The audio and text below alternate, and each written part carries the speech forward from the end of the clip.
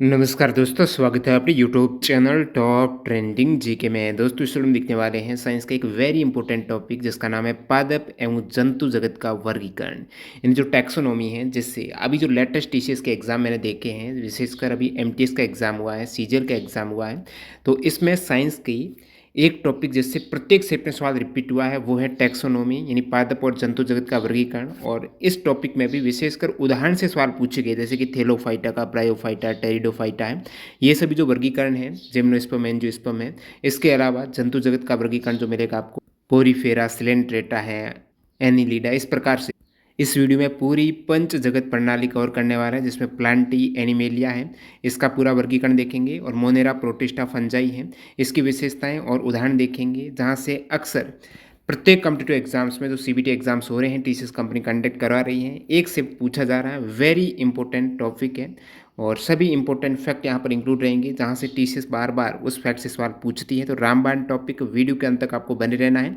PDF file के लिए Telegram channel join करना। न्यू कैंडिडेट जो अभी तक टेलीग्राम से नहीं जुड़े हैं वो टेलीग्राम पर जाकर सर्च कर सकते हैं @trendgk, या फिर डिस्क्रिप्शन बॉक्स में लिंक है, डायरेक्टली क्लिक करके आप टेलीग्राम से जुड़ जाइएगा। तो वर्गीकरण की शुरुआत करते हैं। जीवों के नामकरण और वर्गीकरण के विज्ञान को टैक्सोनॉमी कहा जाता है। जो वर्गीकरण अपन कर रहे हैं उसे बोलते हैं टैक्सोनॉमी, जो कि जीव का नामकरण और वर्गीकरण करता है। सबसे पहले यहाँ पर जो वर्गीकरण का प्रयास किया है, जीवों के वर्गीकरण के वैज्ञानिक मानदंडों का उपयोग सर्वप्रथम अरस्तू ने किया है। और नीचे जो फैक्ट बताऊंगा, इस फैक्ट से कॉम्पिटिटिव एग्जाम्स एसएससी में ऑलरेडी सवाल आ चुका है, तो ये एनसीईआरटी से डायरेक्ट लिया गया है। तो उन्होंने, यानी अरस्तु की बात हो रही है, अरस्तु ने पादपों को सरल आकारिक लक्षणों के आधार पर, तो अरस्तु ने पादपों को किन वर्गों में वर्गीकृत किया, सवाल पूछा जा चुका है। तो वृक्ष, झाड़ी, शाख में वर्गीकृत किया है अरस्तु ने। वृक्ष सबसे बड़ा, उसके बाद झाड़ी होती है, और शाख जो हर्ब्स होती हैं, जड़ी बूटियाँ, वो। तो इन्होंने प्राणियों का जो वर्गीकरण किया है, अरस्तु ने प्राणियों का वर्गीकरण किस प्रकार किया, लाल रक्त की उपस्थिति और अनुपस्थिति के आधार पर किया। और जानवरों को 3 श्रेणियों में अरस्तु ने, वायवीय, जलीय और स्थलीय, इस फैक्ट से भी सवाल आ चुका है। तो ये तीनों ही वेरी इंपॉर्टेंट पॉइंट हैं। बाकी जैव विकास की अवधारणा है, इस बुक से कॉम्पिटिटिव एग्जाम सवाल ऑलरेडी आ चुका है, तो ये वर्गीकरण में ही एक तरीके से मिल जाता है आपको एनसीईआरटी में। जैव विकास की अवधारणा को सबसे पहले चार्ल्स डार्विन ने कब, 1859 में, उनकी बुक से द ओरिजिन ऑफ स्पीसीज में दिया। आगे बढ़े उससे पहले आपके लिए टेक्स्ट बुक की तरफ से सबसे बेहतरीन डील है, जो मंथ एंड में टेक्स्ट बुक पास सबसे कम प्राइस में मिलता है, वो समय आ चुका है। जो न्यू कैंडिडेट अभी तक टेक्स्ट बुक से नहीं जुड़े हैं, तो एग्जाम में स्मार्ट वर्क के तौर पर आप तैयारी करना चाहते हो, और कैंडिडेट से अब इतना कंपटीशन बढ़ चुका है, यदि आप नेक्स्ट लेवल की तैयारी नहीं करेंगे हटकर, तो आप है वो कहीं ना कहीं पीछे रह जाएंगे। तो इसके लिए टेक्स्ट बुक जैसे प्लेटफॉर्म से जुड़कर आप एक तरीके से अपने आप के स्तर को बूस्ट कर सकते हो, क्योंकि टेक्स्ट बुक पर अभी जो 26 और 27 मई 2 दिन को सबसे लोएस्ट प्राइस में पास मिल रहा है। टेक्स्ट बुक में 2 तरीके से पास है। एक जो text book pass pro level का पास है, प्रो लेवल में प्रीवियस ईयर के जो मॉक टेस्ट रहते हैं ना, प्रीवियस ईयर के जितने भी पेपर है वो मॉक के रूप में आप अटैम्प्ट कर सकते हो। सेकंड यहाँ पर पास प्रो में रहता है, अनलिमिटेड टाइम आप री अटैम्प्ट कर सकते हो। आपने मॉक टेस्ट दिया, आपको लगा ये सवाल, इतने सवाल मेरी गलतियाँ हो गई हैं, तो नेक्स्ट आप दोबारा उसको री अटैम्प्ट कर सकते हो, अपनी एक्यूरेसी को बेहतर कर सकते हो, कंसेप्ट को क्लियर करते हुए दोबारा अटैम्प्ट कर सकते हो। और बाकी जितने पास टेक्स्ट बुक पास में आपको फीचर मिलते हैं, पास प्रो में वो सभी, क्योंकि पास में सिर्फ और सिर्फ प्रीवियस ईयर के आधार पर मॉक टेस्ट हैं, वो मिलेंगे। और ये भी लोएस्ट प्राइस में चल रहा है। लोएस्ट प्राइस के लिए आप टीटीजी के कूपन कोड, ये वाला कूपन कोड यूज़ करना है, तभी आपको ये डील मिल जाएगी। लिंक डिस्क्रिप्शन बॉक्स में है। टेक्स्ट बुक एक पास में सारे एग्जाम्स के मॉक टेस्ट आपको मिल जाएंगे, यानी 600 प्लस एग्जाम्स के, चाहे स्टेट लेवल की तैयारी करते हो, सेंट्रल लेवल की तैयारी करते हो, एक ही पास में सभी एग्जाम्स के मॉक टेस्ट इंक्लूड रहते हैं, जो एग्जाम पैटर्न और डैशबोर्ड पर आधारित रहते हैं। ज़्यादा जानकारी के लिए लिंक डिस्क्रिप्शन बॉक्स में टीटीजी के कूपन कोड से चेकआउट कीजिएगा। तो जैव विकास की बात कर रहे थे, दी ओरिजिन ऑफ स्पीसीज पुस्तक है, ये दोस्तों हैं चार्ल्स डार्विन की। इन्होंने जैव विकास की अवधारणा को दिया, यानी धीरे धीरे परिवर्तन होता हुआ जीवों का विकास हुआ है, यानी जीवन भी जीवों को देखते हुए सभी निरंतर होने वाली परिवर्तनों की उस प्रक्रिया के स्वाभाविक परिणाम हैं, जो उनके बेहतर जीवन यापन के लिए परिवर्तन आवश्यक रहता है, जो जैव विकास धीरे धीरे होता है। अब द्विनामपत्ति की बात करें, ये द्विनामपत्ति, उसके बाद अपन देखेंगे पंचजगत प्रणाली से पूरा टॉपिक शुरुआत। तो द्विनामपत्ति किसने दी थी? कैरोलस लीनियस ने दी थी। 18वीं शताब्दी इंपॉर्टेंट है, किसने दी है? और द्विनामपत्ति में 2 नाम कौन से जो कैरोलस लीनियस ने विभाजित किए? तो लीनियस ने जो द्विनामपत्ति है, इसको द्विजगत पत्ति भी कह सकते हो, जिसमें क्रमश प्लांटी, 2 जगत, प्लांटी और एनिमेलिया जगत में वर्गीकृत किया। तो नामकरण में भी जो द्विनामपत्ति है वो भी कैरोलस लीनियस की, और जो द्विज जगत है, यानी प्लांटी और एनिमेलिया जगत में जो वर्गीकृत किया है, वो भी लीनियस ने किया था। तो दोनों में लीनियस हो जाएगा। इस पत्ती के अनुसार जो द्विजगत पत्ती यहाँ पर बात हो रही है, तो इस पत्ती के अनुसार यूकैरियोटी एवं प्रोकैरियोटी एक कोशिक बहुकोशिक है, प्रकाश संश्लेषी और अप्रकाश संश्लेषी, इनमें विभेद नहीं किया जा सकता। तो उसके बाद आया आपकी पंच जगत प्रणाली। तो द्विजगत हो गया लीनियस। पंच जगत की बात करें तो ये प्रणाली किसने दी? सवाल पूछा जाता है पंच जगत प्रणाली के जनक, तो इसके हैं दोस्तों रॉबर्ट व्हीटेकर। रॉबर्ट व्हीटेकर ने पंच जगत प्रणाली को दिया है दोस्तों 1969 को। कब? 1969 में रॉबर्ट व्हीटेकर ने, ये सन भी याद रखना। अब पंच जगत में 5 कौन से जगत है? लीनियस ने तो 2 ही दिया था, प्लांटी और एनिमीलिया। तो पंच जगत में मोनेरा, प्रोटिस्टा, फंजाई के साथ में प्लांटी और एनिमीलिया है। तो Monera, protista, fungi, Plantae, Animalia, ये पंच जगत प्रणाली 1969 में दी है दोस्तों रॉबर्ट व्हीटेकर ने। और बाकी और भी यहाँ पर वर्गीकरण में योगदान दिया, जैसे अर्नेस्ट हेकल ने 1894 में, रॉबर्ट व्हीटेकर, कार्ल वॉस ने 1977 में। ये जीव वैज्ञानिक हैं जिन्होंने सजीवों को जगत नामक सबसे जो बड़े वर्ग है उसमें विभाजित करने का प्रयास किया था। तो बाकी यहाँ पर अपन देखते हैं विभिन्न स्तर पर जीवों को उप समूह में वर्गीकृत किया गया है। यानी वर्गीकरण की सबसे आधारभूत इकाई है वो जाति से शुरुआत होती है, उसके बाद ये और ज़्यादा वर्गीकृत होते रहते हैं। यानी आधारभूत इकाई जाति है। यानी सबसे पहले इन्होंने जगत में, जगत के बाद वर्ग में, गण में, कुल में, वंश में, यानी सबसे छोटी इकाई है लास्ट में जाति में उन्होंने विभाजित किया है। तो ये भी जरूर ध्यान रखना, पूछ ले इसका क्रम कौन सा है। तो सबसे बड़ा जगत किंगडम बोलते हो, किंगडम है, जो फाइलम आ जाता है, डिवीजन आ जाता है, किंगडम आ जाता है। उसके बाद क्लास आती है जिसे वर्ग बोलते हैं, उसके बाद ऑर्डर गण होता है, फिर फैमिली कुल आता है, उसके बाद जीन्स वंश आता है और लास्ट में जाति स्पीसीज है। तो वर्गीकरण की आधारभूत इकाई सबसे छोटी इकाई है वो जाति स्पीसीज है। तो ये क्रम आपको जरूर याद होना चाहिए। पंच जगत वर्गीकरण किस प्रकार से हैं वो देखते हैं। शुरुआत करते हैं मोनेरा से। मोनेरा थोड़ा मैं आपको तुलनात्मक रूप से बता दूं, फिर एक एक करके बात करेंगे तो इजी हो जाता है कि किस आधार पर यहाँ पर ये पूरा कवर होने वाला है। पंच जगत में आप देखेंगे तो कोशिका प्रकार में आप जितने भी पंच जगत में, 5 जगत में मोनेरा है ना, वो केवल प्रोकैरियोटिक कोशिका है उसमें। बाकी प्रोटिस्टा, फंजाई, प्लांटी, एनिमिलिया, इन सभी में यूकैरियोटिक कोशिका है। यूकैरियोटिक एक तरीके से विकसित कोशिका है और जिसमें केंद्रक पूर्णतः विकसित होता है और कोशिका झिल्ली युक्त उसमें कोशिकांग मिलेंगे आपको। प्रोकैरियोटिक में केंद्रक विकसित नहीं होता है, झिल्ली युक्त कोशिकांग नहीं मिलते हैं। तो आप देख सकते हो मोनेरा में ये प्रोकैरियोटिक कोशिका है। तो कोशिका भित्ति यहाँ पर बात करेंगे सेलुलोज रहित होती है और बाकी यहाँ पर सभी में प्रोटिस्टा में उपस्थित रहती हैं कोशिका भित्ति और उपस्थित रहती है। फंजाई में भी सेलुलोज रहित होती है लेकिन, ठीक है। और कोशिका भित्ति मोनेरा में भी सेलुलोज रहित होती है, एमिनो अम्ल युक्त होती है और बाकी प्लांटी में होती है। एनिमेलिया में कोशिका भित्ति नहीं होती, आपको ध्यान होगा। जो एनिमेलिया है उसमें कोशिका भित्ति नहीं होती, पौधों में जरूर होती है। फंजाई में भी होती है, सेलुलोज नहीं होता फंजाई में। प्रोटिस्टा में कुछ में उपस्थित होती है, सभी में नहीं। केंद्र की बात करें, इन सभी 5 जगत में केंद्र की तुलना करेंगे तो मोनेरा में तो मैंने बता दिया प्रोकैरियोटिक है तो केंद्रक विकसित नहीं है, तो आप अनुपस्थित कह सकते हो। बाकी सभी में केंद्रक उपस्थित रहता है। काय संरचना कोशिकीय रहती है। मोनेरा की कायिक संरचना है वो कोशिका से, प्रोटिस्टा में भी कोशिकीय है। फंजाई आप देखेंगे तो बहुकोशिक है, ठीक है, बहुकोशिक अदृढ़ उत्तक है। और फिर प्लांटी में उत्तक आपको मिल जाएंगे, अंग मिल जाएंगे। और एनिमिलिया में उत्तक, अंग और अंग तंत्र मिल जाएंगे। तो ये अंतर है। पोषण की विधि के आधार पर अंतर देखेंगे तो मोनेरा है प्रोकैरियोटिक, जो इसमें कोशिका रहती है तो स्वपोषी है। रसायन संश्लेषी एवं प्रकाश संश्लेषी तथा परपोषी होते हैं। मृतपोषी, परपोषी में मृतपोषी भी है और परजीवी भी है। तो पोषण में स्वपोषी है और कुछ आपको परपोषी भी मिल जाएंगे। और बात करें यहाँ पर प्रोटिस्टा की तो प्रोटिस्टा में स्वपोषी हैं और परपोषी भी यहाँ पर, स्वपोषी में भी साथ साथ परपोषी भी है, स्वपोषी और परपोषी। और बात करेंगे यहाँ पर फंजाई की तो फंजाई में जो पोषण है वो परपोषी रहता है, जिसमें मृतपोषी भी है, परजीवी भी है। मृतपोषी और परजीवी क्या है वो बता देता हूँ थोड़ा इजी और हो जाए। जैसे आपको फंजाई मृतजीवी है, यानी इसमें कुछ पोषण के लिए सड़े गले कार्बनिक पदार्थ पर ये निर्भर रहते हैं। पोषण के लिए कुछ फंजाई सड़े गले कार्बनिक पदार्थ पर, वो मृतजीवी जो मरे हुए हैं। और परजीवी कोई अन्य आतिथ्य जीव के जीवित जीव द्रव्य पर भोजन के लिए, दूसरे के जीव द्रव्य पर भोजन के लिए, लेकिन वो जीवित है, ठीक है। इसी प्रकार जो प्लांटी है वो सभी को पता स्वपोषी है। बाकी फंजाई मैंने बता दिया परपोषी है, ये मृतजीवी और परजीवी दोनों हैं। प्रोटिस्टा में भी स्वपोषी और परपोषी दोनों हैं। मोनेरा में भी स्वपोषी परपोषी दोनों हैं। इसी प्रकार एनिमेलिया है वो सभी को पता है परपोषी होते हैं जो जंतु एनिमेलिया है। परपोषी हैं। तो यहाँ पर विशेषकर सभी प्रमुख रूप से अंतर आपको समझ में आ गया है। अब नेक्स्ट यहाँ पर एक एक करके देख लेते हैं सभी को। तो पंच जगत में मोनेरा जीवों में न तो संगठित, मोनेरा में मैंने बता दिया प्रोकैरियोटिक कोशिका होती है, तो यहाँ पर संगठित केंद्रक और कोशिकांग नहीं होते हैं, न ही उसका शरीर बहुकोशिक होता है, एक कोशिक के रहता है, और संगठित नहीं होते हैं केंद्रक और कोशिकांग। मोनेरा की बात होती है। इन सभी में आपको उदाहरण याद रखने हैं जो कॉम्पिटिटिव एग्जाम्स में मैंने ज़्यादातर देखा टीसीएस में, जो छोटे होते हैं। वैसे सीजीएल की बात करें तो सीजीएल में अभी जो जीके के सवाल पूछे जा रहे हैं साइंस वगैरह के, उसमें आपको कूट में मिलेंगे सवाल, थोड़ा व्याख्या में आपको ध्यान होना चाहिए, क्योंकि उसमें एक से ज़्यादा ऑप्शन होंगे जो करेक्ट होंगे।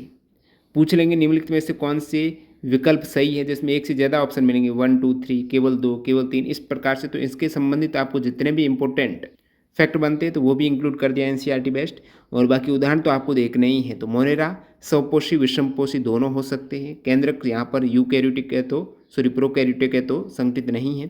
मोनेरा उदाहरण देखिएगा, बैक्टीरिया होते हैं ना जीवाणु, वो मोनेरा के हैं। नील हरित शैवाल मोनेरा के हैं, या फिर साइनोबैक्टीरिया भी मोनेरा जगत का है। माइकोप्लाज्मा भी मोनेरा जगत का। तो बैक्टीरिया पूछे तो आप कहेंगे बैक्टीरिया मोनेरा का, और नील हरित शैवाल भी मोनेरा जो साइनोबैक्टीरिया है। नेक्स्ट यहाँ पर पंच जगत में प्रोटिस्टा, तो प्रोटिस्टा ये एक कोशिक है, मोनेरा एक कोशिक, प्रोटिस्टा भी एक कोशिक, और यूकैरियोटिक जीव है। यूकैरियोटिक के बाकी सभी। इस वर्ग के कुछ जीवों में गमन के लिए सीलिया, सवाल ऑलरेडी पूछा हुआ है, सीलिया फ्लैजिला नामक संरचनाएं पाई जाती है। वो किस में पाई जाती है? तो सीलिया फ्लैजिला संरचनाएं हैं वो प्रोटिस्टा में पाई जाती है। ध्यान रखना, प्रोटिस्टा स्वपोषी और विषमपोषी ये भी दोनों हो सकते हैं, और इसमें सीलिया फ्लैजिला नामक संरचनाएं पाई जाती है प्रोटिस्टा जो एक कोशिक यूकैरियोटिक है। उदाहरण याद रखिएगा।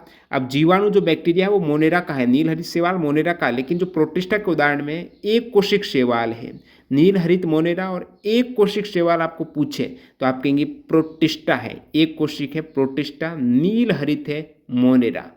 तो नील हरित में आपको मानना पड़ेगा मोनेरा को, नील हरा नीला हरा मानो मोनेरा, और एक कोशिक है तो आप करेंगे प्रोटिस्टा। एक आदमी है तो वो प्रो लेवल का होगा, ठीक है, ज़्यादातर तो प्रो नहीं होते। तो प्रोटिस्टा एक कोशिक शैवाल। और डाइएटम प्रोटोजोआ, जिसके अंतर्गत प्रोटोजोआ में पैरामीशियम, अमीबा, युगलिना ये आ जाते हैं, तो प्रोटोजोआ भी प्रोटिस्टा का, प्रोटिस्टा प्रोटोजोआ हो जाएगा। एक कोशिक शैवाल है, डाइएटम है। मोनेरा में जीवाणु नील हरित शैवाल हो गए, और बाकी यहाँ पर फ्लेजिला और जो सीलिया पूछे तो वो प्रोटिस्टा में है, प्रो लेवल है तो उसमें सीलिया है, फ्लेजिला है। नेक्स्ट यहाँ पर फंजाई की बात करें तो ये विषमपोषी है। आपने बाकी ऊपर देखे वो स्वपोषी और विषमपोषी दोनों प्रकार के थे, मोनेरा भी प्रोटिस्टा भी। फंजाई जो कवक है ना वो दोस्तों विषमपोषी है, अपना भोजन स्वयं नहीं बनाता है, दूसरों पर आश्रित रहता है। विषमपोषी यूकैरियोटिक है, प्रोकैरियोटिक तो एक ही था आपके मोनेरा। बाकी फंजाई यूकैरियोटिक विषमपोषी जीव है, और ये मृतजीवी और परजीवी ये दोनों प्रकार के लक्षण इसमें मिलेंगे। और फंजाई में काइटिन नामक जटिल श्रृंखला की बनी हुई कोशिका भित्ति पाई जाती है। अब फंजाई में ध्यान रखना, प्लांटी में ध्यान रखना, कोशिका भित्ति पाई जाती है। और फंजाई में जो कोशिका भित्ति होती है ना वो किससे बनी होती है? काइटिन नामक जटिल श्रृंखला की। तो फंजाई कवक में कोशिका भित्ति काइटिन की होती है, ये इंपॉर्टेंट फैक्ट है। अब इसका उदाहरण देख लो दोस्तों, यीस्ट एक प्रकार का कवक है, मोल्ड कवक है, मशरूम है, सैक्रोमाइसीज जो यीस्ट हो गया, पेनिसिलियम, एग्रिक्स, ये सभी फंजाई या फिर कवक हैं। एग्रिक्स बोलो, पेनिसिलियम बोलो, यीस्ट हो गया, मशरूम, मोल्ड, ये कवक है। अब इन कवक में सहजीविता का गुण पाया जाएगा। मृतजीवी, परजीवी, दूसरों पर आश्रित परजीवी। और सहजीविता क्या होती है? जब दो पौधे अथवा जीवधारी साथ साथ रहते हैं तथा एक दूसरे को लाभ पहुंचाते हैं, दोनों ही पौधे हो गए, कहीं न कहीं एक दूसरे को दोनों लाभ पहुंचेंगे, फर्स्ट वाला सेकंड को तो सेकंड फर्स्ट को पहुंचाएगा, तो वो सहजीवी है, दोनों ही एक दूसरे को जीवन प्रदान कर रहे हैं। इस प्रकार के संबंध को सहजीवन कहेंगे। पौधों का ये गुण सहजीविता कहलाता है। सहजीविता कौन दर्शाता है? जैसे कि लाइकेन हो गया, लाइकेन एक तरीके से कवक ही है, वैसे कवक के साथ साथ ये एक शैवाल भी है। तो लाइकेन तथा लेग्यूमिनेसी कुल के पौधों की जड़ों की ग्रंथियों में पाए जाने वाले जो नाइट्रीकरण जीवाणु हैं, एक जो लेग्यूमिनेसी हैं, जो मटर हो गया, मूंगफली हो गया, जो दालें होती हैं ना वो लेग्यूम आपके आ जाती है लेग्यूम क्रॉप में, तो उनके पौधों की जड़ों में ग्रंथियों में नाइट्रीकरण जीवाणु हैं, नाइट्रीकरण स्त्रीकरण होता है, तो उसके लिए नाइट्रीकरण जो बैक्टीरिया है उसमें सहजीविता का गुण पाया जाएगा, दोनों को लाभ पहुंचाएंगे पौधों को भी, लाइकेन तथा लेग्यूमिनेसी कुल के पौधों की जड़ों में। अब लाइकेन क्या होता है? तो ये एक कवक और एक शैवाल की सहजीवी साझेदारी जिसमें प्रमुख भागीदार कवक होता है। नेक्स्ट यहाँ पर अपन देखते हैं प्लांटिका। प्लांटी में यानी पौधे आ जाएंगे, और पौधे क्या होते हैं, कोशिका भित्ति वाले होते हैं। और फंजाई भी कोशिका भित्ति मैंने बता दिया जो काइटिन की बनी थी। और प्लांटी है ये कोशिका भित्ति वाले और एक से ज़्यादा बहुकोशिक यूकैरियोटिक जीव है। और पौधे हैं तो स्वपोषी है, प्रकाश संश्लेषण के द्वारा क्लोरोफिल का प्रयोग करते हुए अपना भोजन बनाएंगे। सभी प्रकार के इसमें पौधे आ जाएंगे प्लांटी में। तो यहाँ पर आप देखें मोटे मोटे तौर पर जीवधारी में एक होते हैं प्रोकैरियोटी, एक होते हैं यूकैरियोटी। प्रोकैरियोटी में आपने मोनेरा देख लिया, ठीक है। और यूकैरियोटिक में एक कोशिक और बहुकोशिक। अब यूकैरियोटिक में केंद्रक एक तरीके से विकसित होगा, कोशिका झिल्ली युक्त कोशिकांग होंगी। और यूकैरियोटिक में भी एक कोशिक और बहुकोशिक। तो यूकैरियोटिक में जो यहाँ पर आपने देखा प्रोटिस्टा वो एक कोशिक के था, प्रोटिस्टा एक कोशिक के, ध्यान रखना, ठीक है। प्रोटिस्टा एक कोशिक के प्रो लेवल है तो एक होगा बंदा, और बाकी सभी है वो बहुकोशिक है। तो बहुकोशिक आप देखेंगे उसमें भी कोशिका भित्ति वाले और बिना कोशिका भित्ति वाले। जैसे कि अपने एनीमिलिया में कोशिका भित्ति नहीं होती है, ठीक है। जो जंतु कोशिका है उसमें कोशिका भित्ति थोड़ी होती है, तो कोशिका भित्ति रहित हो गया। और कोशिका भित्ति सहित में फंजाई में मैंने बताया कोशिका भित्ति जो काइटिन की बनी थी, ठीक है। और प्लांटी में तो होती है कोशिका भित्ति पौधों में। तो प्रकाश संश्लेषण नहीं करते हैं फंजाई और प्रकाश संश्लेषण करते हैं प्लांटी। तो कोशिका भित्ति में भी दो हो गए। तो ये पंचजगत पूरा वर्गीकरण हो गया। और बाकी ये वाली मैंने विशेषता आपको बता दी है। मोनेरा में क्या होता है, प्रोकैरियोटिक उदाहरण आपने सभी के देख लिए हैं पंचजगत में। तो ये चीज़ें आसान हो गई, पीडीएफ में भी एक बार देख लेंगे तो और कंठस्थ हो जाएगी। और प्रोकैरियोटिक मोनेरा, बाकी सभी यूकैरियोटिक है। ये मोनेरा आपका एक कोशिक की है और प्रोटिस्टा भी एक कोशिक की, वही से भी बहुकोशिक की आपको मिल जाएंगी। और ये बड़े बड़े तौर पर हो गया सारा कुछ। अब प्लांटी का वर्गीकरण अपन देख लेते हैं। प्लांटी का वर्गीकरण और एनीमिलिया का वर्गीकरण उसके बाद देखेंगे। तो ये रह गए हैं प्लांटी के वर्गीकरण। पादप का वर्गीकरण आप देखेंगे तो bryophyta, Thallophyta, pteridophyta, gymnosperm, angiosperm की बात आती है।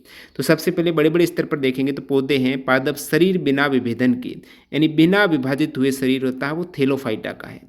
शरीर बॉडी है, कोई भी विभेदित नहीं होती जड़ तनापत्तियों में, तो वो थैलोफाइटा बिना विभाजन का आपको मिलेगा। थैला विभाजित नहीं होता है, एकदम पैक्ड रहता है। और विभेदित पादप वाले जैसे कि ब्रायोफाइटा है, टेरिडोफाइटा है, उसमें विभाजित होता है जिम्नोस्पर्म, एंजियोस्पर्म। तो बिना विभाजित शरीर बिना विभेदन का वो थैलोफाइटा में रहता है। और विभेदित पादप शरीर रहता है, उसमें भी आपको बिना सेहवनी उत्तक के, ये सवाल फैक्ट से पूछा है, इसमें कोई भी खनिज जल लाने जाने के लिए सेहवनी उत्तक जो जाइलम फ्लोएम है ना, वो नहीं पाए जाएंगे ब्रायोफाइटा में। ब्रायो ब्रो है, ब्रायो उसमें सेहवनी उत्तक नहीं होगा, ब्रो में सेहवनी उत्तक नहीं है। बाकी जो सेहवनी उत्तक होगा वो टेरिडोफाइटा में होगा, वो जिम्नोस्पर्म होगा, वो एंजियोस्पर्म में होगा। उसमें सेहवनी उत्तक होते हैं तो टेरिडोफाइटा में, टेरिडो में सेहवनी होगा, ठीक है। और ब्रायो में नहीं होगा सेहवनी उत्तक। तो बिना सेहवनी उत्तक आपका ब्रायोफाइटा। और जो विभाजित नहीं होता है, विभेदन नहीं होता है शरीर, वो थैलोफाइटा। सेहवनी उत्तक है दोस्तों टेरिडोफाइटा में। और इसमें भी सेहवनी उत्तक में भी एक होता है बीज रहित होता है, एक बीज उत्पादित करने वाले। अब सेहवनी उत्तक सहित में जिसमें सेहवनी टिश्यू होंगी तो टेरिडोफाइटा बीज तो नहीं रहता है। और जो बीज उत्पादित करते हैं, अब बीज उत्पादित में भी एक फल के अंदर करते हैं, एक नग्न बीजी होते हैं जो बिल्कुल नग्न अवस्था में बीज रहेगा, जो अनावर्त होते हैं। तो नग्न बीजी हैं जिसे आप जिम्नोस्पर्म बोलते हो, जिम्नोस्पर्म नग्न बीजी हैं। एंजियोस्पर्म है वो फलों में बंद रहेंगे बीज, सपुष्पक आप बोल सकते हो, फूल वाले सपुष्पक होगा। और ये नग्न बीजी हैं, तो ये बीज उत्पादित करने वाले जिसे आप बोलेंगे फेनरोगैम, जो बीज उत्पादित करते हैं। और जो बीज उत्पादित नहीं करते हैं वो आपके हो जाएगा क्रिप्टोगैम।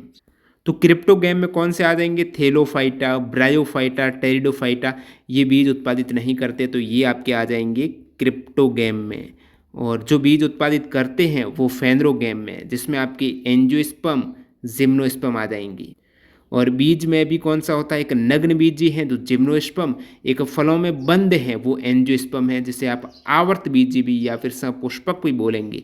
और जो फलों में बंद बीज है, फल के अंदर बीज है, उसमें भी एक बीजपत्री और द्विबीजपत्री, दो बीजपत्र वाले द्विबीजपत्री, एक बीजपत्र वाला एक बीजपत्री। तो ये पूरा पादप जगत का वर्गीकरण इस पूरे डायग्राम से एक बार आपको क्लियर हो गया होगा किस टाइप से थैलोफाइटा, ब्रायोफाइटा, टेरिडोफाइटा है। थैलोफाइटा विभाजित नहीं होता शरीर, ब्रायोफाइटा, टेरिडोफाइटा है और इनमें यदि सेहूनी उत्तक की बात करें तो ब्रो में सेहूनी उत्तक नहीं होता है, बाकी टेरिडोफाइटा में, जिम्नोस्पर्म, एंजियोस्पर्म में सेहूनी उत्तक होता है। और बीजों की बात करें जो एक तरीके से क्रिप्टोगैम है जिसमें बीज नहीं होता है तो 3 है। फेनरोगैम में बीज होता है, जिम्नोस्पर्म, एंजियोस्पर्म है। जिम्नोस्पर्म में बीज होता है लेकिन नग्न अवस्था में होता है, खुली अवस्था में आपको मिलेगा, ढका हुआ नहीं रहेगा, फलों में बंद नहीं रहेगा। और फलों में बंद वाला जो एंजियोस्पर्म है इसमें भी द्विबीजपत्री और एक बीजपत्री 2 हो जाएंगे। इनको भी देखेंगे एक एक करके उदाहरण में। सबसे पहले बात करते हैं थेलोफाइटा की। तो थेलोफाइटा मैंने बताया ये विभेदित नहीं होगा, विभाजित नहीं होगा। इन पौधों की शारीरिक संरचना में विभेदीकरण नहीं पाया जाता है। इसमें आपको उदाहरण जानना जरूरी है। विभेदीकरण तो नहीं होता है लेकिन इस वर्ग के पौधों को सामान्यतः शैवाल कहा जाता है। थेलोफाइटा को शैवाल कहेंगे। ये मुख्य रूप से जल में पाए जाते हैं थेलोफाइटा।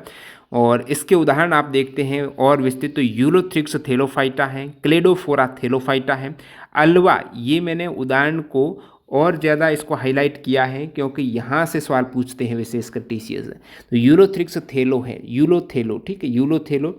और क्लैडोफोरा एकदम थैले नुमा है, क्लाउड होते हैं ना बादल, थैला नुमा। अलवा होता है, ठीक है, अलवा, अलवा भी थेलोफाइटा। स्पाइरोगाइरा थेलोफाइटा, कारा थेलोफाइटा, कारा ध्यान रखना थेलोफाइटा, ये सभी थेलोफाइटा के शैवाल आ जाएंगे। यूरोथ्रिक्स आ जाएगा, क्लेडोफोरा है, अलवा है, स्पाइरोगाइरा है, कारा है, ये सभी थेलोफाइटा वाले हैं। ये अपन बात कर रहे हैं प्लांटी के वर्गीकरण की। Thallophyta, bryophyta, pteridophyta, angiosperm, gymnosperm. और ये बिना बीज वाले जो पौधे बीज उत्पन्न नहीं करते हैं, यानी क्रिप्टोगैम की बात हो रही है, थेलोफाइटा, ब्रायोफाइटा, टेरिडोफाइटा। और बिना बीज में भी जो विभेदित नहीं होता वो थेलोफाइटा है, जिसमें सेहवनी उत्तक नहीं होते हैं, वो थेलोफाइटा है। ब्रोफाइटा में भी सेहवनी नहीं होता है। तो थेलोफाइटा क्लियर। अब ब्रायोफाइटा की बात करें तो इस वर्ग के पौधों को पादप वर्ग का उभयचर, थेलोफाइटा जल में, और जो पादप वर्ग का उभयचर है ब्रायोफाइटा है। पादप वर्ग का उभयचर है वो ब्रायोफाइटा, यानी इसमें पादप शरीर के एक भाग से दूसरे भाग तक जल तथा खनिज पदार्थ के सेवन के लिए विशिष्ट उत्तक नहीं होते हैं। ब्रायोफाइटा में ब्रो अकेला विशिष्ट उत्तक नहीं होंगी। जो सेवनी उत्तक होगा, विशिष्ट उत्तक होंगे जल खनिज के परिवहन के लिए, वो टेरिडोफाइटा में मिलेंगे। ये पादप तना और पत्तों जैसी संरचना में विभाजित होता है, बिना विभाजित होता है वो तो आपका थेलोफाइटा है। जड़ तना पत्तियों में ये होगा विभाजित, और सेवनी उत्तक इसमें नहीं होगा। लेकिन उदाहरण देख लो दोस्तों ब्रायोफाइटा के, और ऊपर आपने थेलोफाइटा के देखे। तो ब्रायोफाइटा, ब्रायोफाइटा है वो मोस है, ठीक है, मोश है, आपका मौसी का भाई है ब्रायोफाइटा, मोश है। फ्यूनेरिया आप जिसे बोलेंगे, मोश, फ्यूनेरिया, मार्केशिया, मार्केशिया, ठीक है, और रिक्शिया, ये सभी ब्रो हैं आपकी। मार्केशिया, रिक्शिया, मॉश, मॉश, मार्किया, मार्केशिया और रिक्शिया ब्रायोफाइटा के उदाहरण हैं। मॉश यानी फ्यूनेरिया। और ऊपर आपने थेलोफाइटा के देखे, यूलोथ्रिक्स है, थेलो, क्लेडोफोरा, अल्वा, स्पाइरोगाइरा, कारा। नेक्स्ट अपन देखते हैं टेरिडोफाइटा, जिसमें सेहवनी उत्तक होते हैं, सेहवन उत्तक पाए जाते हैं, और ये भी जड़ तना पत्ती में विभाजित होता है। टेरिडोफाइटा, थेलोफाइटा नहीं होता, बाकी सभी होते हैं। इसमें शरीर के एक भाग से दूसरे भाग तक जल तथा अन्य खनिज पदार्थ जाएंगे, वो सेहवनी उत्तक जाएंगे। और टेरिडोफाइटा में उदाहरण है वो दोस्तों मार्शीलिया है, मार्शीलिया है वो टेरिडोफाइट है। एक आपने ऊपर देखा है जो मॉश है, मार्किशिया है, वो ब्रायोफाइटा, मार्किशिया ब्रायोफाइटा है, लेकिन मार्शीलिया, मार्शीलिया तो टेरिडो, यानी लेके आ जा तेरी, टेरिडो तेरी कोई चीज़ है वो मार्शीलिया लेके आ जा, तो लिया में आपके टेरिडोफाइटा। उसके बाद फर्न है, ठीक है, फर्न है वो भी टेरिडोफाइटा, फर्न। हॉर्सटेल, हॉर्स की टेल है वो टेरी, हॉर्स की टेल टेरिडो, फर्न भी टेरिडोफाइटा है। तो ये चीज़ आपकी क्लियर हो गई। अब बात करते हैं, ऊपर थे आपके क्रिप्टोगैम, यानी ब्रायोफाइटा, थेलोफाइटा, टेरिडोफाइटा, वो है क्रिप्टोगैम। यानी क्रिप्टोगैम में बीज नहीं होते, बीज उत्पन्न करने की क्षमता नहीं होती है, या फिर पौधों में जन्नांग अप्रत्यक्ष होते हैं, प्रत्यक्ष रूप से जन्नांग नहीं होंगे क्रिप्टोगैम में। तो क्रिप्टो होती है ना क्रिप्टो करेंसी, जो बिटकॉइन है वो क्रिप्टो है, आपको दिखती नहीं है, बीज होता ही नहीं है एक तरीके से। तो ये वाली चीज़ें आपको थेलोफाइटा, ब्रायोफाइटा, टेरिडोफाइटा कम दिखते हैं, बीज उत्पन्न नहीं करते हैं, तो क्रिप्टो की तरह हैं, दिखते नहीं हैं, डिजिटल होते हैं। जिन पौधों में जन्नांग अप्रत्यक्ष होते हैं, ये भी प्रत्यक्ष आपको नहीं दिखते हैं जन्नांग, बीज उत्पन्न करने की क्षमता नहीं होती, मतलब वो क्रिप्टो की तरह है। और थेलोफाइटा, ब्रायोफाइटा, टेरिडोफाइटा इसके अंतर्गत आ जाते हैं, जिसमें टेरिडोफाइटा में सेहवनी टिश्यू है, बाकी में नहीं है। थेलोफाइटा में कोई भी विभाजन नहीं पाया जाता, आपने उदाहरण देख लिया, तो ये चीज़ भी क्लियर है। अब फेनरोगैम की बात करें, जिसमें बीज होते हैं, एक बीज पत्री, बीज में भी उसमें नग्न अवस्था में और खुली अवस्था में, जो नग्न अवस्था है और पैक्ड है, बंद अवस्था है, फूल के अंदर, फल के अंदर बीज है, वो आपका हो जाएगा एंजियोस्पर्म। तो फेनरोगैम वे पौधे जिनमें जनन अंग पूर्ण विकसित होंगे, प्रत्यक्ष होंगे, विभेदित होंगे, जनन प्रक्रिया के पश्चात बीज उत्पन्न होगा, वो फेनरोगैम है। बीज के अंदर भ्रूण के साथ संचित खाद्य पदार्थ रहता है फेनरोगैम में, वो संचित खाद्य पदार्थ रहता है बीज के अंदर भ्रूण के साथ, जिसका उपयोग भ्रूण के प्रारंभिक विकास एवं अंकुरण के समय किया जाता है। अब बीज की अवस्था के आधार पर फेनरोगैम वर्ग दो वर्गों में है, जिम्नोस्पर्म, एंजियोस्पर्म। तो जिम्नोस्पर्म यानी नग्न बीज होंगे, खुली अवस्था में आपको बीज मिलेंगे, वो जिम्नोस्पर्म है। एंजियोस्पर्म की बात करें तो फल के अंदर बीज मिलेंगे, बंद अवस्था में बीज मिलेंगे, फल के अंदर रहेंगे बीज। तो इनके उदाहरण देख लेते हैं, अनावर्त बीजी, आवर्त बीजी के। अनावर्त बीजी जैसे आप नग्न बीजी कहते हो, जैसे आप जिम्नोस्पर्म कहते हो। तो ये नाम से स्पष्ट है, अनावर्त बीजी कहो, नग्न बीजी कहो, जिम्नोस्पर्म कहो। अब जिम्नोस्पर्म, जिम्नो का अर्थ होता है नग्न, जिम्नो का अर्थ ही होता है नग्न। जिम्न न की बात हो रही, नग्न है एक तरीके से। स्पम का अर्थ होता है बीज, तो स्पमा बीज, जिम्नु नग्न। तो बीज फूलों में या फलों में बंद नहीं होंगे, टहनियों शंकुओं में खुली अवस्था में आपको बीज मिलेंगे, फल फूल में बंद न होकर खुली अवस्था में रहेंगे, वो नग्न बीजी है, वो जिम्नोस्पर्म है, वो अनावर्त बीजी है। ये पौधे जिसके उदाहरण विशेषकर पूछे जाते हैं अनावर्त बीजी जिम्नोस्पर्म के, तो ये सदाबहार काष्ठीय होते हैं, बहुवर्षीय सदाबहार होते हैं। इसके उदाहरण में विशेषकर कौणधारी पादप आपको जितने भी मिलेंगे पर्वत पर ऊंची चोटियों में, अनावर्त बीजी रहेंगी। कौणधारी पादप के अंतर्गत आपके आ जाते हैं उत्तर भारत में आपको चीड़ मिल जाएगा। चीड़ यानी पाइनस और साइकस, विशेषकर पाइनस और साइकस है, ये अनावर्त बीजी है, नग्न अवस्था में जिम्नोस्पर्म है ये। इसके अलावा ये आपको तालिस पत्र, यू जैसे कहेंगे, परसरल जो स्प्रूस है, सनोबर जो फर है, देवदार सीडर है, तो पाइनस, साइकस ये सभी उदाहरण हैं, वो जिम्नोस्पर्म के हैं, नग्न अवस्था में बीज मिलेंगे, फल फूल के अंदर नहीं रहेंगे। इसके विपरीत बात करें, सपुष्पक यानी संवर्त बीजी हैं, आवर्त बीजी हैं, फलों के अंदर बीज मिलेंगे, यानी एंजियोस्पर्म है, जिसका अर्थ है एंजियो यानी ढका हुआ। और इन्हें पुष्पी पादप कहा जाता है क्योंकि पौधों के बीज फलों के अंदर ढकी अवस्था में। सपुष्पक पौधों में जड़, तना, पत्ती, फूल, फल निश्चित रूप से पाए जाते हैं। इसके बीजों का विकास अंडाशय के अंदर होता है। अब सपुष्पक है तो बीज कहाँ पर होंगे, अंडाशय के अंदर उसका विकास होगा, जो बाद में फल बन जाता है वही। बीजों में बीज पत्र होता है, इसी बीज पत्र के आधार पर एक बीजपत्री और द्विबीजपत्री। जो बीज के अंकुरण के पश्चात हरा हो जाता है बीज पत्र। बीज पत्रों की संख्या के आधार पर एंजियोस्पर्म दो वर्ग हैं, और यानी बीज के अंदर एक या दो दल होते हैं, जिसमें एक होता है वो एक बीजपत्री, दो में द्विबीजपत्री। एक बीजपत्री पौधों की जड़ें, अब इनके अंतर को ध्यान में रखिएगा, जहाँ से सवाल आ जाता है, एक बीजपत्री और द्विबीजपत्री में क्या अंतर है। तो एक बीजपत्री पौधों की जड़ें होती हैं गुच्छेदार, और द्विबीजपत्री की पौधों की जड़ें होती है मुशला। तो गुच्छेदार होती हैं वो एक बीजपत्री, वैसे ज़्यादा है उसमें गुच्छा होना चाहिए, लेकिन उल्टा है, द्विबीजपत्री में मूसल होती है, मुशला होती है, गुच्छेदार एक बीजपत्री में गुच्छे के रूप में। एक बीजपत्री में पत्तियों में समानांतर शिरान्यास पाया जाता है। अब एक बीजपत्री है तो पत्तियों में समानांतर शिरा का न्यास होगा, जो आपको शिराएं दिखेगी पत्तियों में वो एक दूसरे के समानांतर रहेगी। जब नसें एक पर्णदल के भीतर एक दूसरे के समानांतर चलती हैं तो इसे शिरान्यास। पत्तियों में जो आपको दिखती है छोटी छोटी वेन, वो समानांतर रहेगी एक बीजपत्री में। द्विबीजपत्री पौधे हैं उसका जो शिरान्यास रहता है वो जालिकावत रहता है, ऐसे कुंडित जालिकावत आपको मिलेगा द्विबीजपत्री में। जब शिराएं एक नेटवर्क बना देती है, जाली बना देती है, तो जालिकावत शिरान्यास आपको मिलेगा द्विबीजपत्री में, और समानांतर मिलेगा एक बीजपत्री में। और गुच्छेदार जो जड़ें होती है वो एक बीजपत्री में, मुशला होती हैं द्विबीजपत्री में। द्विबीजपत्री पौधों के श्रवण मूल में कैम्ब्रियम की उपस्थिति होती है, एक बीजपत्री में कैम्ब्रियम नहीं होता, ये भी ध्यान रखना। अब उदाहरण देखें तो एक बीजपत्री के उदाहरण हैं, यानी आप कहेंगे ये सभी उदाहरण हैं, ये एंजियोस्पर्म के हैं, ठीक है, जिसमें बीज होता है फल के अंदर। तो एंजियोस्पर्म के उदाहरण है, क्योंकि एक बीजपत्री और द्विबीजपत्री है क्या, एंजियोस्पर्म तो है, सपुष्पक तो है, ये आवर्त बीजी हैं। तो इनमें आवर्त बीजी के ये सभी उदाहरण में आप देख सकते हो, मक्का, चावल। आपको एंजियोस्पर्म का उदाहरण पूछ ले ना, तो मक्का, चावल, गन्ना, गेहूं, प्याज, नारियल, घास, अदरक, केला, आलू, मटर, सूरजमुखी, गुलाब, नीम, सेव, टमाटर वगैरह, ये सभी आपके उदाहरण हैं एंजियोस्पर्म के। और इसमें भी एक बीजपत्री के उदाहरण में, जिसमें एक बीजपत्री ये पूछ लेंगे विशेष उदाहरण, तो एक बीजपत्री मक्का में होता है, एक बीजपत्री, मक्का एक है, ठीक है, मक्का एक, मदीना एक, मक्का में एक बीजपत्री।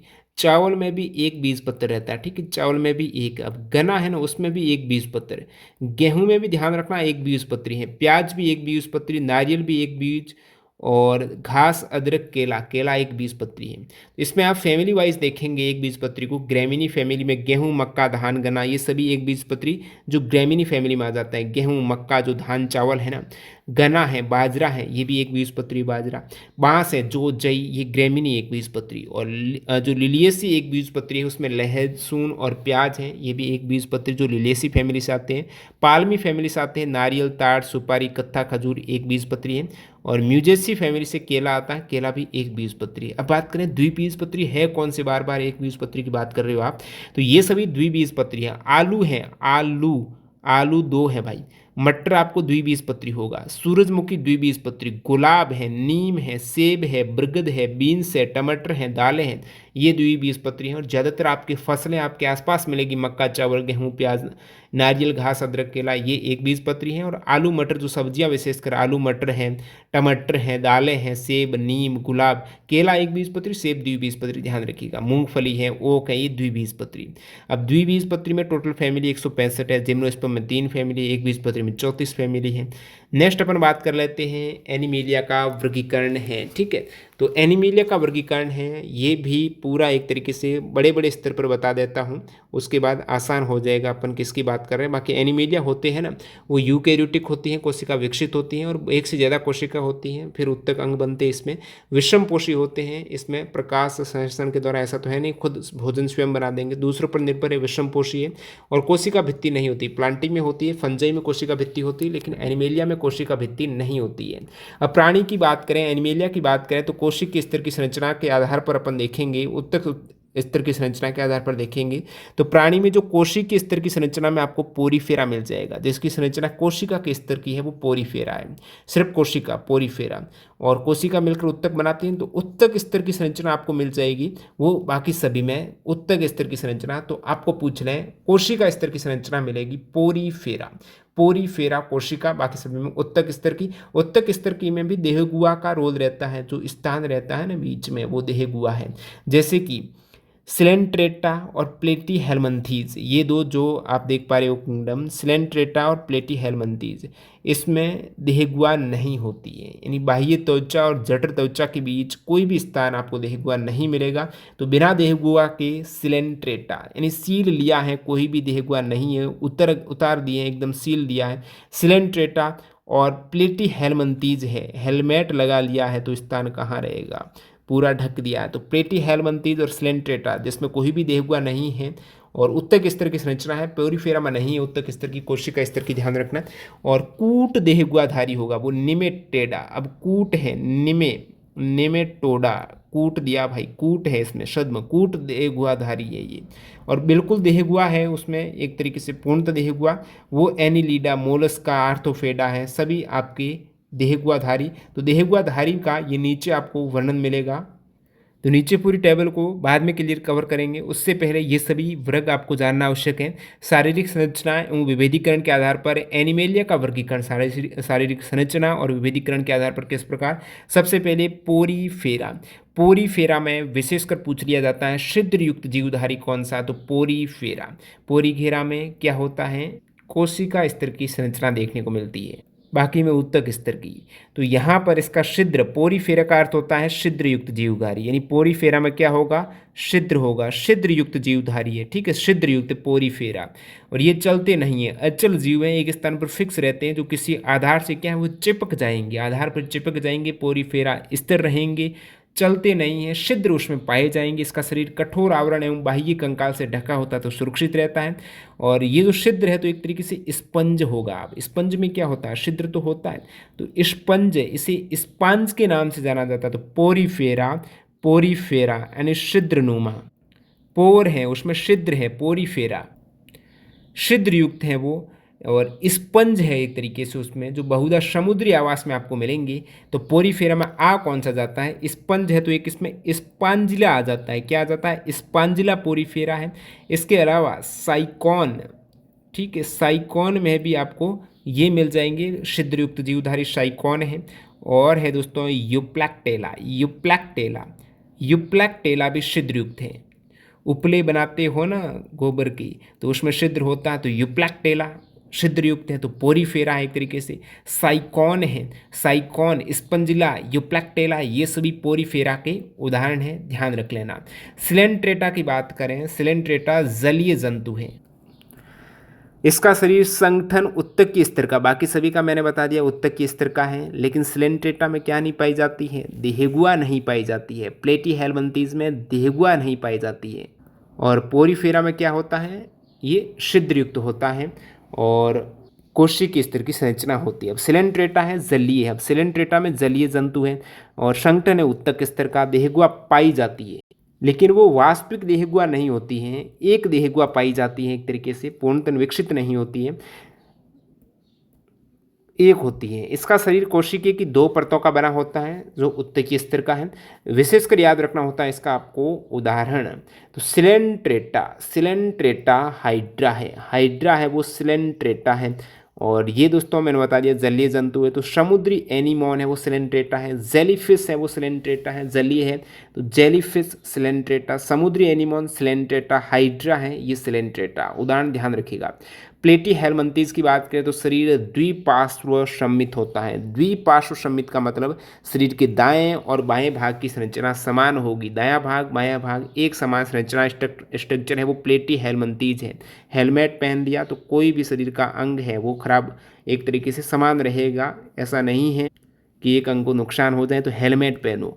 शरीर द्विपार्श्व सम्मित प्लेटीहेल्मिंथीज में शरीर त्रिकोरक होगा, अर्थात इनका उत्तक विभेदन 3 कोशिकीय स्तरों से हुआ है। उत्तक विभाजित होगा प्लेटीहेल्मिंथीज में, तो प्लेटीहेल्मिंथीज तो 3 है ना, तो ये त्रिकोरक है एक तरीके से, एक ट्रिक के रूप में 3 कोशिकीय स्तर से बना हुआ। इसमें वास्तविक देहगुआ नहीं होगी जिससे सुव्यवस्थित अंग है वो व्यवस्थित हो सके, ऐसा नहीं होगा।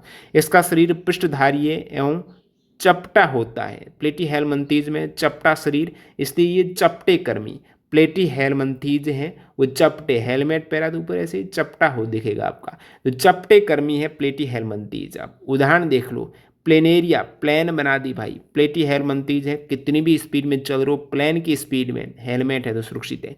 तो प्लेनेरिया उदाहरण है प्लेटीहेल्मिंथीज की। लीवर फ्लूक और टैपवर्म, लीवर फ्लूक है, लीवर फ्लूक, प्लेनेरिया, टैपवर्म, ये प्लेटीहेल्मिंथीज के उदाहरण। नेक्स्ट है आपका निमेटोडा। निमेटोडा भी त्रिकोरक होता है और द्विपार्श्व सम्मित, दोनों अंग लेफ्ट राइट समान है, द्विपार्श्व सम्मित त्रिकोरक निमेटोडा भी है। प्लेटीहेल्मिंथीज भी देखा, लेकिन आपने प्लेटीहेल्मिंथीज में हेलमेट पहना तो चपटा हो गया था। निमेटोडा में है शरीर बेलनाकार, चपटा नहीं है, बेलन के आकार का आपको शरीर मिलेगा निमेटोडा में, ठीक है। निमेटोडा बेलनाकार है। देहगुआ को कूटसिलोम कहा जाता है। निमेटोडा में देहगुआ रहती है लेकिन कूट होती है, वो निमेटोडा है उसको कूटा गया है, निमेटोडा कूटसिलोम देहगुआ हो गई। इसमें उत्तक पाए जाते हैं परंतु अंग तंत्र नहीं होते विकसित, उत्तक स्तर का रहता है लेकिन अंग तंत्र विकसित नहीं है निमेटोडा में। ये परजीवी के तौर पर दूसरे जंतुओं में रोग उत्पन्न कर देते हैं। भाई निमेटोडा है ना, परजीवी हो बनकर दूसरे जीवों में रोग उत्पन्न करेंगे। अब आप कहेंगे निमेटोडा यानी किसकी बात कर रहे हो, तो मैं बात कर रहा हूँ गोल कर्मी की, मैं बात कर रहा हूँ फाइलेरिया कर्मी की, पिन कर्मी की, वुचेरेरिया की। तो ये सभी हैं निमेटोड। गोल कर्मी निमेटोड है, जिसे आप एस्केरिस कह सकते हो, गोल कर्मी है एस्केरिस से, फाइलेरिया कृमि, पिन कर्मी, वुचेरेरिया, ये निमेटोडा के उदाहरण हैं। उदाहरण ध्यान रखिएगा दोस्तों। नेक्स्ट है एनिलिडा। एनिलिडा भी वही द्विपार्श्व सम्मित और त्रिकोरिक है, वास्तविक देहगुआ है। अब निमेटोडा में आपने देखा कूट देहगुआ है, ठीक है, इसमें वास्तविक एनिलिडा में है। वास्तविक अंग संरचना भी निहित होती है। निमेटोडा में अंग संरचना है ना, पूर्णतः अंग तंत्र विकसित नहीं होते, उत्तक होते हैं। लेकिन एनिलिडा है भाई कुछ भी, एनी कुछ भी, तो वास्तविक अंग संरचना देहगुआ, द्विपार्श्व सम्मित, त्रिकोरक, जलीय एनिलिड अलवण एवं लवणीय जल दोनों में पाए जाते हैं। इसमें सेवन, पाचन, उत्सर्जन और तंत्रिका तंत्र होते हैं। क्योंकि ये वास्तविक अंग है वो शारीरिक संरचना में निहित है, तो ये सभी सेवन, पाचन, उत्सर्जन और तंत्रिका तंत्र होंगे। जलीय स्थलीय दोनों होते हैं एनिलिडा। तो आपको पूछ ले केंचुआ है वो किसका उदाहरण है, तो केंचुआ है दोस्तों एनिलिडा का। केंचुआ है वो एनिलिडा का है। जोंक, ये वेरी इंपॉर्टेंट है, एनिलिडा के उदाहरण काफ़ी बार पूछे गए हैं, विशेषकर एनिलिडा के उदाहरण ही आते हैं। केंचुआ एनिलिडा का है, नेरिस एनिलिडा का है, जोंक एनिलिडा का उदाहरण है। नेक्स्ट बात करते हैं आर्थ्रोपोडा। सवाल आता है जंतु जगत का सबसे बड़ा संघ कौन सा है, तो आप कहेंगे आर्थ्रोपोडा। अर्थ है तो सबसे बड़ी है पृथ्वी, तो जंतु जगत का सबसे बड़ा संघ ये आर्थ्रोपोडा है। इसमें भी सम्मित पाई जाती है, शरीर खंडयुक्त होता है, खंडयुक्त शरीर मिलेगा, खुला परिसंचरण तंत्र मिलेगा, यानी रुधिर वाहिकाओं में नहीं बहता है रक्त, खुला होता है परिसंचरण तंत्र आर्थ्रोपोडा में। देहगुआ रक्त से भरी होते हैं, जो रिक्त स्थान देहगुआ है ना वो रक्त, उसमें खून रहेगा क्योंकि खुला परिसंचरण तंत्र है ना, तो जो भी खुली जगह मिल जाएगी उसको रिक्त स्थान, तो वहाँ पर रक्त आ जाएगा, तो देहगुआ रक्त से भरी होगी। आर्थ्रोपोडा सबसे बड़ा संघ है, लेकिन ये परिसंचरण तंत्र इसमें खुला है। इसमें जुड़े हुए पैर पाए जाते हैं, युग्म के रूप में पैर मिलेंगे जुड़े हुए। और उदाहरण आर्थ्रोपोडा का आप देख लो, ये सभी हाईलाइट में उदाहरण हैं, यानी झींगा है, तितली, मक्खी, एरेनिया, बिच्छू है, केकड़े हैं, तिलचटा है, घरेलू मक्खी है, शतपाद है। ये आर्थ्रोपोडा के उदाहरण एक बार फिर मैं और साथ में बता दूं वैज्ञानिक नाम भी, पेलिमॉन है झींगा, तितली, मक्खी, एरेनिया जो मकड़ी है, और प्लेनियस है जो बिच्छू है, केकड़ा, और पेरीप्लेनिटा जो तिलचटा, मस्का घरेलू मक्खी, स्क्लोपेंड्रा शतपाद, ये आर्थ्रोपोडा के उदाहरण हैं। नेक्स्ट है दोस्तों मोलस्क। मोलस्का है वो द्विपार्श्व सम्मित है, लेफ्ट राइट साइड में अंग एक तरीके के समान है, द्विपार्श्व सम्मित है। देहगुआ होती है लेकिन बहुत कम होती है, शरीर में विखंडन इतना नहीं होता है। खुली संवहनी तंत्र और उत्सर्जन के लिए गुर्दे जैसी संरचना पाई जाती है। विशेषकर मोलस्का में आप उदाहरण याद रखने हैं। उदाहरण में घोंगा है, अब एक मोलस्का का उदाहरण पूछ लेते हैं, और ऊपर मैंने आपको एनिलिडा वगैरह का बता दिया है। तो घोंगा उदाहरण है मोलस्का का, काफ़ी बार आ चुका है। यूनियो मोलस्का का है, ऑक्टोपस मोलस्का है, काइटोन मोलस्का है, सीप मोलस्का है। रट लो भाई मोलस्का, तो घोंगा, यूनियो, ऑक्टोपस, काइटोन, सीप, ये मोलस्का के उदाहरण हैं। नेक्स्ट इकाईनोडर्मेट। इकाईनोडर्मेटा है, इस जंतुओं की त्वचा कांटों से आच्छादित होती है। इकाईनोडर्मेट हैं तो कांटे होते हैं, त्वचा में कांटे होते हैं, इकाईनोडर्मेट हैं। तो यहाँ पर इकाईनोडर्मेट एक एक करके सब कांटे मिल जाएंगे आपको। ये है देहगुआ युक्त त्रिकोरिक समुद्री है, इकाईनोडर्मेट है, सिलेंट्रेट है, ये समुद्री है। इसमें विशिष्ट जल संवहन नाल तंत्र पाया जाता है, तो जल संवहन नाल तंत्र, इसमें कैल्शियम कार्बोनेट का कंकाल एवं कांटे पाए जाते हैं। तो इकाईनोडर्मेट में जो कांटों से आच्छादित त्वचा रहती है वो कैल्शियम कार्बोनेट की बनी होती है, ध्यान रखना ये। और उदाहरण देख लो इकाईनोडर्मेट में, मैंने कहा ये समुद्री हैं, तो इसके उदाहरण में तारा मछली है, स्टारफिश है, जो आप कहेंगे एस्ट्रिएस, स्टारफिश, तारा मछली, एंटेडोन जो पंख तारा, इकाइनोस जो समुद्री अर्चिन है, और होलोथूरिया जो समुद्री खीरा है, ये इकाइनोडर्मेट हैं, यानी जिसके ऊपर कांटों से आच्छादित त्वचा रहेगी, जो कैल्शियम कार्बोनेट की बनी रहेगी। देहगुआ युक्त त्रिकोरिक समुद्री जंतु हैं, यानी इकाइनोडर्मेट है। तो स्टारफिश हैं, जो एस्ट्रियसिस हैं, एंटेडोन पंख तारा, इकाइनोस समुद्री अर्चिन, और होलोथूरिया समुद्री खीरा इसके हो जाएंगे उदाहरण। नेक्स्ट है दोस्तों प्रोटोकोर्डेटा। प्रोटोकोर्डेटा की बात करें तो ये दोस्तों द्विपार्श्व सम्मित हैं, त्रिकोरिक हैं, देहगुआ युक्त समुद्री जंतु है। ये भी प्रोटोकोर्डेट भी समुद्री है, ठीक है। ये शारीरिक संरचनाओं के कुछ नए लक्षण दर्शाते हैं, जैसे कि नोटोकोड के रूप में ये नए लक्षण बताएंगे। नोटोकोड यानी नोटोकोड छड़ की तरह एक लंबी संरचना है जो जंतु के पृष्ठ भाग पर पाई जाती है। ये तंत्रिका ऊतक को आहार नाल से अलग करती है, तो नोटोकोड है, तंत्रिका ऊतक को आहार नाल से अलग करने वाली एक संरचना है, पृष्ठ भाग में पाई जाएगी, जो कि प्रोटोकोर्डेटा में ये नोटोकोड हो जाएगी। और इसके उदाहरण देखो प्रोटोकोर्डेटा में, उदाहरण में दोस्तों ये सवाल पूछा हुआ टीसीएस के द्वारा, बेलना ग्लोसस उदाहरण ऑलरेडी टीसीएस का सवाल है, शायद जहाँ तक याद आ रहा है अभी हाल ही 23 के एग्जाम में। बेलेना ग्लोसस हैं प्रोटोकोर्डेटा का उदाहरण, और हर्डमेनिया है, हर्डमेनिया प्रोटोकोर्डेट, और एम्फियोक्स भी प्रोटोकोर्डेट है। तो ये तो हो गया ये दोस्तों बेलना ग्लोसस, ये एमटीएस में ही आया है। हर्डमेनिया, बेलना ग्लोसस और एम्फियोक्स ये प्रोटोकोर्डेट के उदाहरण हैं। नेक्स्ट आपके लास्ट वर्टिब्रेट देख लेते हैं, और इसको कशेरुक बोला जाता है। इसके अंतर्गत काफ़ी आपको मिल जाएंगे भाग। वर्टिब्रेट को 5 भागों में विभाजित किया गया है। तो वर्टिब्रेट जो कशेरुकी है, जिसके अंतर्गत अपन आते हैं, कशेरुक है अपन, क्योंकि अपन जो स्तनपायी है वो कशेरुक का ही भाग है। तो वर्टिब्रेट जो कशेरुक है, इन जंतुओं में वास्तविक मेरुदंड, अपने अंदर मेरुदंड रहता है, तो वो कशेरुक कहेंगे, वर्टिब्रेट कहेंगे, मेरुदंड कहेंगे एवं अंत कंकाल पाया जाता है। तो वर्टिब्रेट में कंकाल पूरा तंत्र, अंत कंकाल और मेरुदंड होगा वास्तविक। इनकी पेशियाँ कंकाल से जुड़ी होती है, पेशियाँ कंकाल से बिल्कुल जुड़ी होती है, तो ये पूरा चल पाता शरीर, इन्हें चलने में सहायता करती है। वर्टिब्रेट भी द्विपार्श्व सम्मित होता है, दोनों भाग लेफ्ट साइड राइट साइड एक जैसे हैं। त्रिकोरिक होता है, देहगुआ वाले होते हैं, ध्यान रखना वर्टिब्रेट द्विपार्श्व सम्मित है, त्रिकोरिक और देहगुआ वाले होते हैं। सभी कशेरुकी जीवों में मुख्य लक्षण देखेंगे, वर्टिब्रेटा में मुख्य लक्षण में नोटोकॉर्ड होता है, त्रिकोरिक शरीर होता है, देहगुआ इसमें पाई जाती है, युग्मित क्लॉम शैली होती है, पृष्ठनलीय कशेरुक दंड मेरुरज्जु कशेरुक दंड होता है, ये प्रमुख विशेषता इसमें रहेंगी। और वर्टिब्रेटा को 5 वर्गों में आगे बांटा गया है और सबसे पहला वर्टिब्रेट में आ जाता है दोस्तों साइक्लोस्टोमेटा। साइक्लोस्टोमेटा जबड़े रहित कशेरुक है, आपको जबड़े रहित कशेरुक पूछ ले जिसमें जबड़ा नहीं होता, जबड़े रहित कशेरुक वर्टिब्रेट कौन सा, तो आप कहेंगे साइक्लोस्टोमेटा है।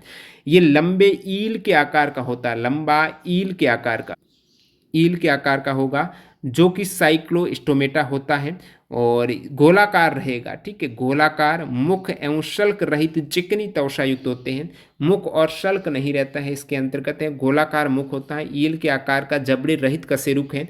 ये बाह्य परजीवी होते हैं और जो दूसरे कशेरुक से संबंध हो जाते हैं, जैसे कि उदाहरण की बात करें तो लैम्प्रे और हेग मछली यानी जो पेट्रोमाइजॉन और मिक्सिन, हेग मछली यानी मिक्सिन और पेट्रोमाइजॉन, लैम्प्रे, ये दोस्तों साइक्लोस्टोमेटा ही हैं, जबड़े रहित कशेरुक, ध्यान रखिएगा जबड़ा नहीं है, साइक्लोस्टोमेटा, पेट्रोमाइजॉन और मिक्सिन। नेक्स्ट बात करें मत्स्य की, नेक्स्ट अपन कशेरुक बात करें तो मत्स्य में आपके आ जाएंगी मछलियाँ जो कि समुद्र और मीठे जल दोनों में पाई जाएगी। और मछलियों में विशेषता की बात करें, कितने कक्षीय हृदय होता है, कि श्वास कैसे लेती हैं और इसकी त्वचा कैसी होती है, इनकी त्वचा शल्क तथा प्लेटों से ढकी होगी। श्वसन क्रिया के लिए क्लॉम पाए जाते हैं, जो जल में विलीन ऑक्सीजन का उपयोग करते हैं, क्लॉम होते हैं, श्वसन के लिए मछलियों में क्लॉम होंगे, ध्यान रखना। ये समतापी न होकर असमतापी है, ठीक है, विषम असमतापी। और हृदय ध्यान रखना, मछलियों में हृदय रहता है ना, अपना जो हुमन का हृदय 4 कक्षीय है, तो मछलियों में 2 कक्षीय है, मेंढक में 3 कक्षीय है। तो मछलियों का जो हृदय पूछा हुआ है द्विकक्षीय होता है, इंपॉर्टेंट फैक्ट है। और मछलियाँ क्या करती है, अंडे देती है।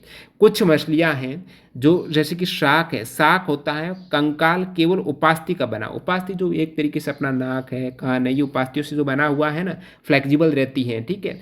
तो कुछ मछलियाँ हैं उसका शरीर उपास्थियों का है, कुछ का है अस्थियों का। तो उपास्थियों में आपको पूछ लें शाक का शरीर किससे बना है, कंकाल, तो उपास्थि का है। और अन्य जैसे मछलियाँ ट्यूना, रोहू हैं, वो अस्थि से बनी होगी। अब मछलियों के बहुत सारे उदाहरण हैं, जिसमें से ये प्रमुख देख सकते हो, मैंडारिन फिश है, टॉर्पीडो है, लॉयन फिश, दंसरी, एंगलर फिश, डॉग फिश, उड़न मछली, दरियाई घोड़ा, ध्यान रखना ये भी एक मत्स्य में आ जाता है। दरियाई घोड़ा समझ के ऐसे मत समझ लेना कि मत्स्य नहीं है, ये भी मत्स्य है, मछली है। दरियाई घोड़ा नर हिपोकैम्पस हैं, एनाबस हैं जो क्लाइंबिंग पर्च हैं, तो इसके सभी आप साइंटिफिक नेम भी देख सकते हो। सिनेर आपको पूछ ले सिनकिरोपस, ये सभी NCERT 9 पे मिल जाएंगे आपको उदाहरण जो साइंटिफिक नाम के साथ में है। तो ये ध्यान रखिएगा, मत्स्य के हैं जो कि क्लॉम के द्वारा श्वास लेती हैं, द्विकक्षीय हृदय होता है, अंडे देती हैं, शाक का कंकाल उपास्थि का होता है, ध्यान रखना।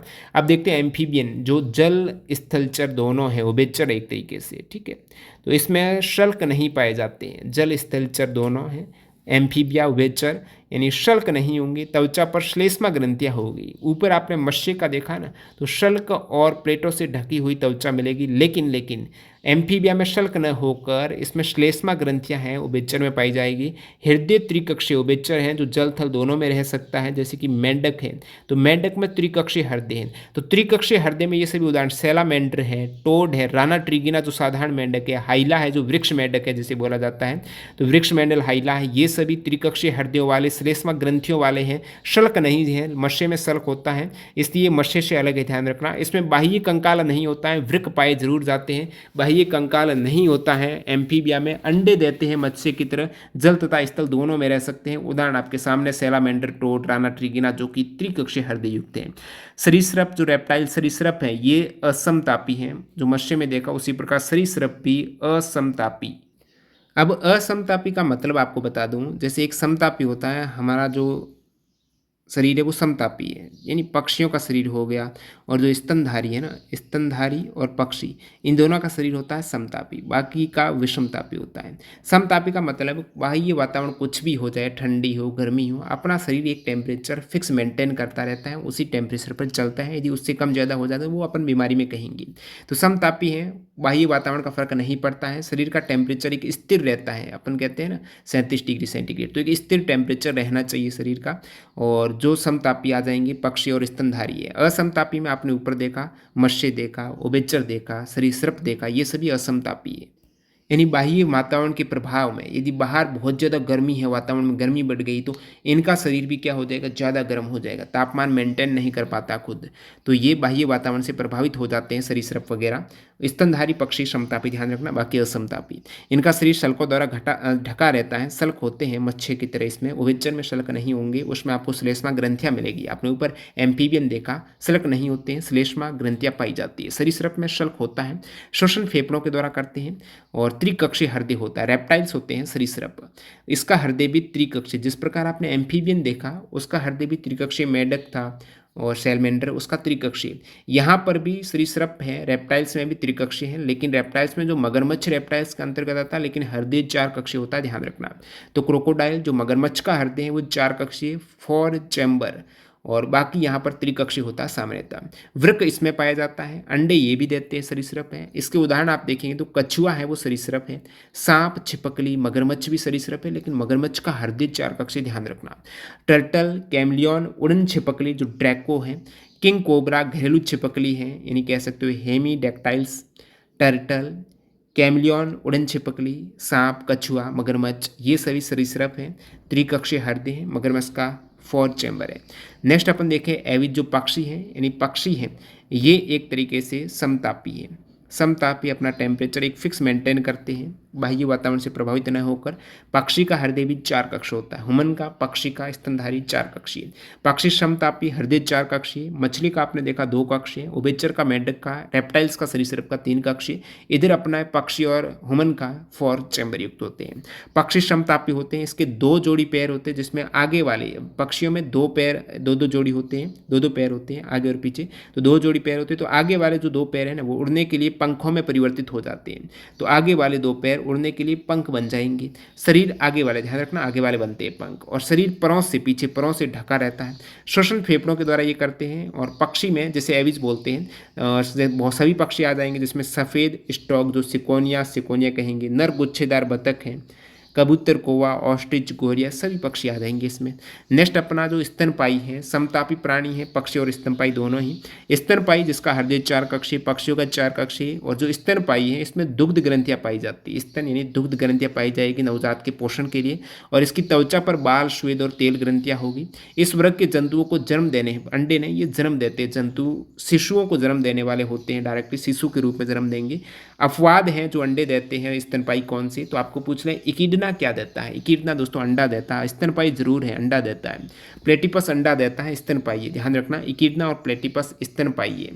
और बाकी कंगारू जैसे कुछ स्तनपाई हैं जो अविकसित बच्चे हैं, जो मार्सुपियम, ये ध्यान रखना है, जो कंगारू हैं ये भी स्तनपाई हैं। तो अपने जो बच्चे को क्या करता है, किस थैली में विकास विकसित होने तक लटके हुए रखता है, वो थैली है मासूपियम नामक थैली में, मासूम होता है एक तरीके से, मासूपियम नामक थैली में।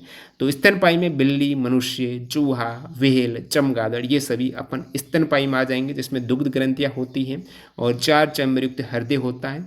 लेकिन ध्यान रखना, ये शिशु के रूप में जन्म देते हैं, कीड़ना और प्लेटिपस को छोड़ दें, तो इसके उदाहरण सब कुछ क्लियर हो गए। तो ये जंतु जगत और पादप जगत का जो यहाँ पर मैंने विस्तृत आपको बता दिया है, आई होप सभी फैक्ट आपको कंठस्थ हो गए होंगे। एक बार पीडीएफ के रूप में रिवाइज कर लेंगे तो चीज़ें और आसान हो जाएगी।